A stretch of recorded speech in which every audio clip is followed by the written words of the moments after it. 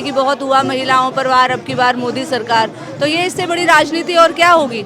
उन्होंने राजनीति के लिए महिलाओं की ये जो स्थिति है, असुरक्षा की स्थिति है, उसको इस्तेमाल किया, लेकिन उसके लिए कुछ किया नहीं। सबसे ज़्यादा इनके नेता, इनके सांसद, इनके विधायक और जहाँ जहाँ इनकी सरकारें हैं, सबसे ज़्यादा रेप हो रहे हैं। कि अगर एक महिला पढ़ जाती है तो अपने समाज को, अपने देश को, अपने परिवार को पढ़ा सकती है। आज 15 दिन हुए लोग बैठे हुए हैं और इसके पहले भी ये लोग आके गुहार लगाए थे, लेकिन सरकार एकदम मूक दर्शक होकर बैठी है और कोई कदम नहीं उठा रही है। तो ये सबसे शर्मनाक है।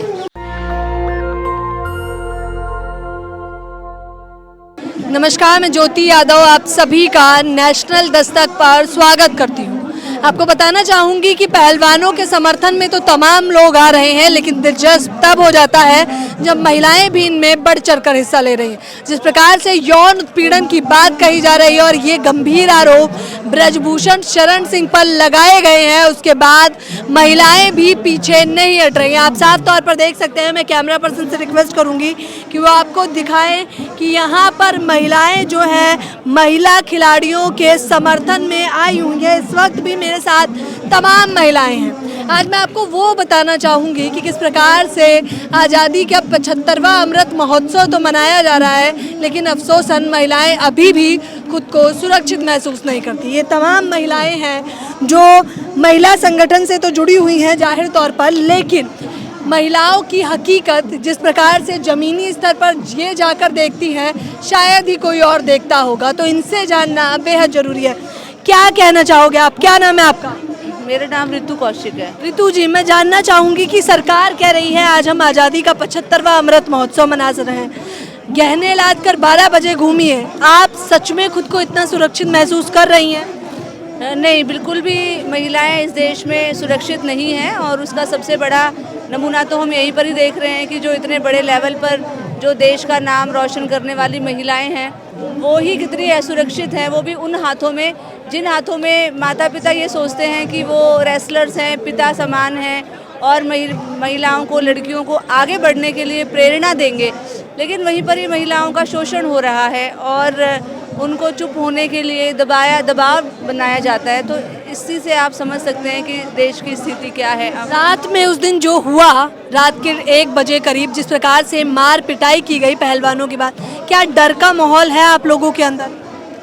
देखिए, डर का माहौल तो पैदा किया ही जा रहा है और बार बार में हर घटना में ही हम देखते हैं कि जब कश्मीर में, कठुआ में जब बलात्कार होता है तो तिरंगा झंडा लेकर यात्राएं निकाली जाती हैं ताकि जो बलात्कारी हैं, अपराधी हैं, वो बेखौफ तिरंगे झंडे के आड़ में वो बेखौफ घूम सके। बल्कि हमारा जो तिरंगा झंडा है वो देश के एक गौरव का प्रतीक है, लेकिन आज सोचिए उन अपराधियों के लिए उसका इस्तेमाल किया जा रहा है। दूसरा, यूपी के अंदर उन्नाव में आपने देखा कि कुलदीप सिंह सेंगर जैसे व्यक्ति को सरकार कितना बचाने की कोशिश करती रही अंतिम समय तक। जब तक कि जन उभार नहीं आया, जब तक कि लोग सड़कों पर नहीं उतरे, उसके खिलाफ लोगों ने विरोध प्रदर्शन नहीं किया, तब तक सरकार को तो अंतिम समय तक उसको बचाती ही रही। और तब तक भी वो कितना नुकसान कर चुका था कि उस लड़की के पूरे परिवार के 3 सदस्यों को मौत के घाट उतार दिया गया, उसको भी मारने की कोशिश की गई। तो ये सब डर का माहौल ही है। दूसरी बात ये, एक तरफ डर का माहौल महिलाओं के लिए है क्योंकि बिल्किस बानो के जो अपराधी थे उनको छोड़ा गया, लेकिन ब्राह्मण बताकर छोड़ा गया ना, क्योंकि ब्राह्मण तो ऐसा नहीं कर सकते उनकी नज़रों में। देखिए, कोई भी अपराधी होता है तो उसको किसी जाति धर्म में बांटना तो बिल्कुल ही गलत है। और इंसानों को भी, वैसे भी जाति धर्म का ये सारा जो बवंडर ये लोग भारतीय जनता पार्टी वाले फैला रहे हैं, ध्रुवीकरण को करने की कोशिश करते हैं, सांप्रदायिकता में लोगों को बांटने की कोशिश कर रहे हैं, तो ये बिल्कुल गलत है।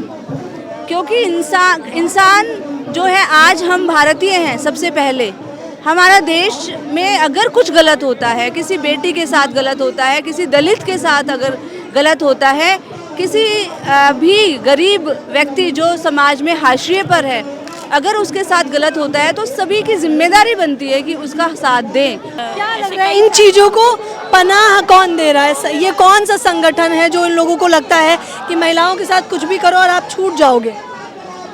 देखिए, ये बहुत स्पष्ट होता जा रहा है कि सत्तासीन जो हमारी पार्टी है भाजपा, इसके द्वारा विशेष रूप से, चूँकि ये लोग ताकत में हैं और अपराधी जो है एक तरह की शरणगाह इनके अंदर पा रहे हैं अपनी।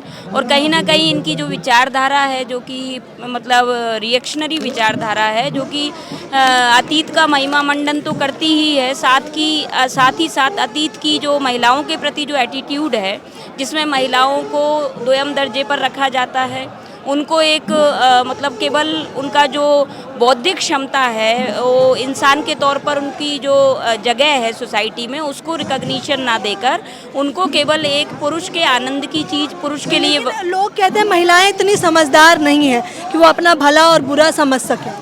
ये तो देखिए साइंस प्रूव कर चुका है कि ऐसा बिल्कुल भी नहीं है। मैडम क्यूरी जो जिनको दुनिया में 2 बार नोबेल प्राइज़ मिला है, आज तक किसी पुरुष को भी नहीं मिला।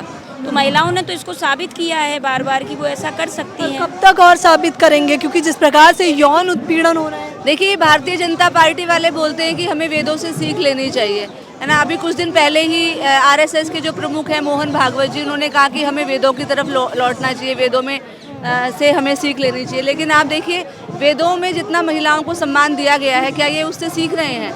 वेदों में गार्गी है, मैत्री है और लोक मुद्रा जैसी महिलाओं का कितना ज़्यादा उसमें एक वर्णन किया गया है। ये तो बहुत बड़े बड़े हैं, बेटी बचाओ बेटी पढ़ाओ, मेरा ईमान, ईमान महिलाओं का सम्मान। हाँ, तो ये सारे जो नारे हैं, ये अपनी राजनीतिक रोटियां सेकने के लिए हैं सिर्फ। और आज ये लोग बोल रहे हैं कि महिलाओं के मुद्दे पर राजनीति हो रही है। तो सबसे पहले महिलाओं के मुद्दे पर तो राजनीति हमारे प्रधानमंत्री जी ने शुरू की थी, जब उन्होंने नारे लिखे थे पूरे देश भर में कि बहुत हुआ महिलाओं पर वार, अब की बार मोदी सरकार। तो ये इससे बड़ी राजनीति और क्या होगी। उन्होंने राजनीति के लिए महिलाओं की ये जो स्थिति है, असुरक्षा की स्थिति है, उसको इस्तेमाल किया, लेकिन उसके लिए कुछ किया नहीं, उसके समाधान के लिए कुछ किया नहीं। 2014 के बाद इतने ज़्यादा मामले जो हैं, उसका परसेंटेज मतलब क्या बोलेंगे कि ऐतिहासिक रूप से बढ़ा है। आंकड़े भी बताते हैं कि महिलाएं सुरक्षित नहीं हैं। बिल्कुल, ये सरकारी आंकड़े खुद बताते हैं। 86 रेप होते हैं हर दिन। 80 वो आंकड़े हैं, आपको बताना चाहूँगी कि ये वो आंकड़े हैं जो दर्ज कराए जाते हैं, यानी कि सरकारी आंकड़े हैं। और जो आंकड़े नहीं दर्ज कराए जाते, जिनसे आप मिलते हैं, वो तो अलग ही। वो तो उनकी संख्या तो पता नहीं कितनी है। यहाँ पर तो ऐसी ऐसी महिलाएं आई हैं जिन्होंने बहुत बड़े नेताओं के ऊपर, भारतीय जनता पार्टी के नेताओं के ऊपर, अगर वो महिला कहीं मिले आपको, उनके ऊपर उनके केस चल रहे हैं। उन्होंने पूरी अपनी फाइल हमें दिखाई है यहाँ पर ही, क्योंकि जब से ये आंदोलन शुरू हुआ है, हमारा संगठन इस आंदोलन के साथ में है। तो ऐसे ऐसे केस सुन के हम लोग हैरान हो गए हैं कि स्थिति कितनी ज़्यादा गंभीर है। तो यहाँ अगर जो आरोप लगाया जा रहा है कि यहाँ पर राजनीति हो रही है, तो मुझे लगता है कि असली राजनीति का मुद्दा यही है, क्योंकि 50 तक और लड़ना पड़ेगा महिलाओं को। 21वीं शताब्दी है, जश्न की बात चल रही है, मन की बात तक का जश्न मनाया जा रहा है। अफसोसन महिलाएं अभी भी लड़ रही हैं। देखिए, ये जो लड़ाई है, ये लड़ाई असल में बहुत एक लंबी लड़ाई है, क्योंकि ये पितृसत्तात्मक समाज जो आज हमारे पितृसत्तात्मक जो सोच आज हमारे लोग जो पूरे शीर्ष पर बैठे हुए हैं, चाहे प्रशासन में हो, चाहे पुलिस में हो, चाहे न्याय व्यवस्था में हो, वो सभी उससे ग्रसित है, उस सोच से ग्रसित है। तो महिलाओं को न्याय मिलना इसलिए बहुत मुश्किल हो जाता है। बिना आउटरीच, जब तक आउटरीच नहीं होता है, जब तक लोग सड़कों पर नहीं उतरते हैं, तो न्याय नहीं मिलता है। क्योंकि कानून को लागू करने वाले भी उसी मानसिकता से ग्रसित हैं कि अरे महिलाओं के साथ हो गया तो क्या हुआ। बलात्कार जैसा अपराध भी संगीन अपराध की श्रेणी में नहीं आता है उन लोगों के लिए, क्योंकि महिलाएं हैं, वो लोग तो इस्तेमाल की वस्तु, हाँ जी, इस्तेमाल की वस्तु हैं, कमोडिटी की तरह उनको इस्तेमाल किया जाता है। तो ये मानसिकता बहुत ज़्यादा व्याप्त है और इसी को ही फैलाया जा रहा है। और भारतीय जनता पार्टी की तो आइडियोलॉजी ही ये है, क्योंकि उनकी आइडियोलॉजी तो कथनी और करनी में मतलब बहुत फ़र्क है, साफ तौर पर मनु संहिता पर आधारित है। और मनु संहिता में तो पुरुष को खुश करना, पुरुष के झूठे बर्तन साफ करना, वही एक महिला का कर्तव्य बताया गया है।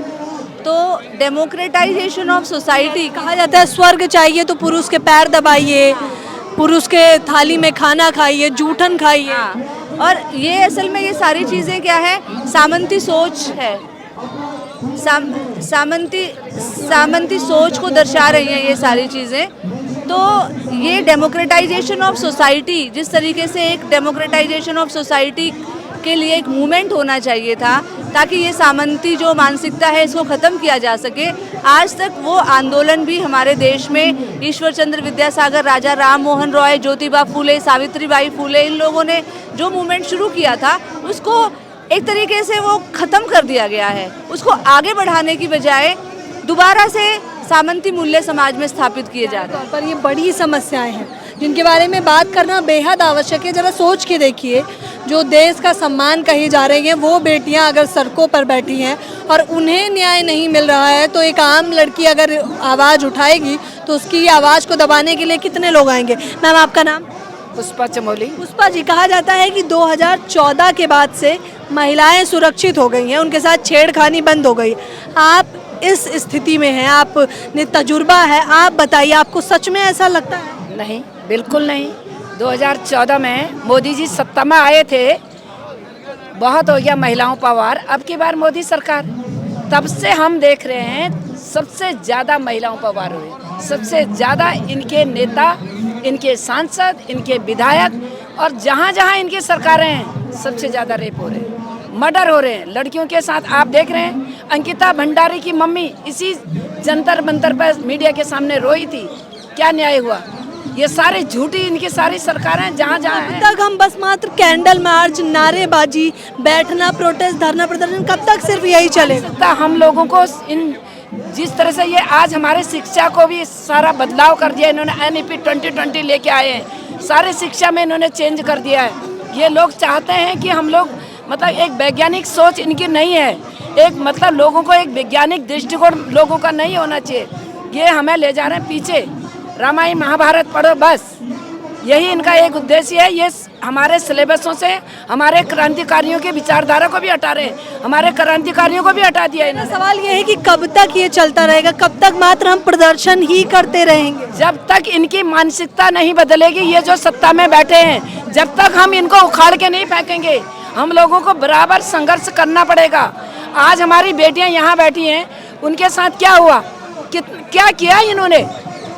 पूरे संगठन, हमारा तो महिला सांस्कृतिक संगठन दिल्ली के मुख्यालय पर घेराव किया, बड़ी मुश्किल से उनके 161 के बयान दर्ज हुए हैं, लेकिन अभी भी दिल्ली की पुलिस ने मजिस्ट्रेट के सामने 164 के बयान क्यों नहीं दर्ज किए? क्यों नहीं वो लड़कियों को छूता? और ये पुलिस उसको टच भी नहीं कर पाती बृजभूषण को, क्यों नहीं उसको जेल में ठोस रहे हैं? क्यों नहीं हमारी लड़कियों के 164 के बयान दर्ज हो रहे हैं? पर ये वो सवाल हैं जो महिलाएं अब बढ़ चढ़कर पूछ रही हैं। आपको बताना चाहूँगी कि ये लोग कह रही हैं कि पॉक्सो एक्ट लगा है जिसके भीतर 24 घंटे में गिरफ्तारी कर लेनी चाहिए थी, अफसोसन ऐसा हुआ नहीं। क्या कहना चाहेंगी आप? मेरा नाम पुष्पा विवेक है, मैं राष्ट्रीय दलित महिला आंदोलन की नेशनल अध्यक्ष हूँ। महिलाओं की दयनीय स्थिति है और इसमें कब सुधार होगा? ये तो जब तक पितृ सत्ता नहीं बदली जाती है, उनकी सोच नहीं बदलेगी, तब तक इसमें सुधार नहीं हो सकता है। क्योंकि कानून तो बाबा साहब ने भी बनाया था, महिलाओं को अलग से हिंदू कोड बिल के द्वारा अधिकार दिए गए थे, लेकिन उन कानूनों को, उन अधिकारों को, मौलिक अधिकार जो आज तक आज़ादी का हम 75वां महोत्सव तो मना रहे हैं, लेकिन देश की आधी आबादी महिलाओं की है, उन्हें आज तक पूरे अधिकार नहीं मिले हैं। वो घरेलू तौर पे भी हिंसा के शिकार होती हैं, समाज में भी होती हैं, और नेशनल बेस पे खिलाड़ी होने के बावजूद उन्हें न्याय नहीं मिलता है। महिलाएं मात्र रोती रहेंगी, अपने न्याय के लिए बिड़बिड़ाती रहेंगी, गिड़गिड़ाती रहेंगी सबके सामने। ये देखिए, आज फौज बैठी हुई है, ये रोने का मुद्दा नहीं है। आज उनके मन में हिम्मत आई है, अगर एजुकेशन होगी, हम पढ़ेंगे लिखेंगे, परिवार का सपोर्ट मिलेगा, तो हम आंदोलन की तरफ अग्रसर होंगे, अपने अधिकार ले सकते हैं। हम चाहते हैं कि जितनी ज़्यादा से ज़्यादा महिलाएं जागरूक होंगी। जाहिर तौर पर जागरूकता, बाबा साहब ने कहा था कि अगर एक महिला पढ़ जाती है तो अपने समाज को, अपने देश को, अपने परिवार को पढ़ा सकती है। एक महिला जागरूक हो जाती है तो अपने अधिकारों के प्रति सचेत होगी, वो ले सकती है, उसे कानून की जानकारी होगी, तो वो अपने अधिकारों को पाने के लिए संघर्ष भी करेगी। क्योंकि महिला कर्मठ है, अपने अधिकारों को समझती है, वो लेना जानती है, और वह अगर एक बार जागरूक हो गई ना, हमें महिला आंदोलन चलाना पड़ेगा पूरे देश भर में। महिला आंदोलन चलाना पड़ेगा। जाहिर तौर पर ये लोग आए दिन लोगों से मिलते हैं, खास तौर पर महिलाएं। मुझे खुशी हुई जिस प्रकार से इन्होंने अपनी बात रखी और कह रही हैं कि एक महिला के लिए शिक्षा आवश्यक है। देखिए इस वक्त ये जो है, मैं बस आपकी उम्र जानना चाहूँगी, उससे ज़्यादा कुछ। क्या उम्र आपकी? मेरी उम्र इतना ही बस। ठीक है, मेरी उम्र है 70। 70 वर्ष की उम्र में प्रदर्शन के लिए बैठना पड़ रहा है। क्या इससे शर्मनाक और कुछ हो सकता है इस देश के लिए? नहीं, कैसे ये बहुत ही शर्मनाक घटना है। ये पहलवान और लड़कियाँ बहुत दिनों से इधर बैठे हुए हैं। आज 15 दिन हुए लोग बैठे हुए हैं और इसका पहले भी ये लोग आके गुहार लगाए थे, लेकिन सरकार एकदम मूक दर्शक होकर बैठी है और कोई कदम नहीं उठा रही है। तो ये सबसे शर्मनाक है। 70 वर्ष की हैं ये बैठी हुई है। मैं आपको बताना चाहूँगी कि ये लोग लगातार प्रदर्शन पे आ रहे हैं। 15 दिन बीत गए हैं, अभी तक मात्र FIR के और कुछ भी दर्ज नहीं किया गया। ये तमाम महिलाएं, ये वो महिलाएं हैं जो अन्य महिलाओं को जागरूक करती हैं। ये वो महिलाएं हैं जो महिलाओं की स्थिति को बेहतर तरीके से जानती हैं और उनका साफ तौर पर कहना है कि महिलाओं में अभी भी शिक्षा की कमी है, जिसका खामियाजा ये पितृ समाज है, यानी कि पुरुष प्रधान देश है भारत। तो जाहिर तौर पर यहाँ पर रूढ़िवादी सोच सर पर चढ़कर बैठी हुई है, जिसका खामियाजा जनता को सड़कों पर आकर चुकाना पड़ रहा है। महिलाओं की दयनीय स्थिति आप लोगों को जानना बेहद आवश्यक था, क्योंकि जाहिर तौर पर आपकी भी माँ है, बेटी है, बहन है, बहू है, पत्नी है। तो ये स्थिति शायद वो महिलाएं आपको खुलकर आपके समक्ष नहीं रख पाती होंगी, लेकिन साफ तौर पर इन लोगों के साथ जो अंदर की बात होती है, जब ये सड़कों पर निकलती हैं, जब ये बसों में जाती हैं, ट्रेन में जाती हैं, मेट्रो में ट्रैवल करती हैं, तब भी इनके साथ इस प्रकार के उत्पीड़न बेहद आम बनाए जाते हैं। आज़ादी के 75वें अमृत महोत्सव पे भी अगर 70 वर्ष की एक महिला को यहाँ आकर बैठना पड़ रहा है, तो क्या सच में आज हम आज़ाद हैं? ये एक बड़ा सवाल है।